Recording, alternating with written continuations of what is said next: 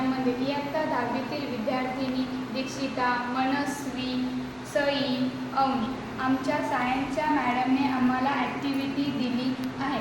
To study the refraction to light passing through a glass slab. या glass स्लॅबचा refractive index find out करणे अर्थात incident Reche refraction कसे होते याचा अभ्यास करणे.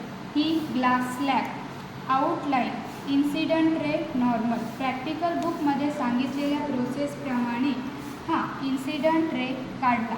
दुसऱ्या बाजूला ग्लासमधून टाचण्या लावल्या. चला मग लावतो. नाही, टाचण्या इझिली टोचल्या जात नाही. मला एक आयडिया सुचली.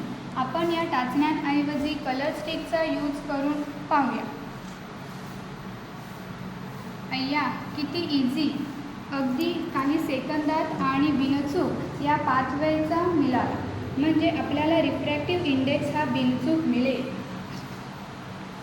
या सिस्टीमप्रमाणे आपण प्रिझमचेही अँगल ऑफ डेव्हिएशन बिनचूक मिळवता येईल. कसे ते पाहू.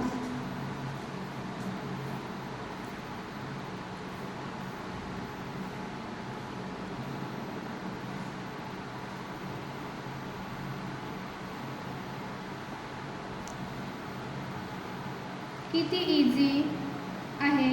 माझी इयत्ता 11वीतील दीदी प्रिझमचा अँगल ऑफ डायव्हेशन काढताना खूप वैतागली. टाचणी कुठे कशी टोचू तिला हेच समजत नव्हते.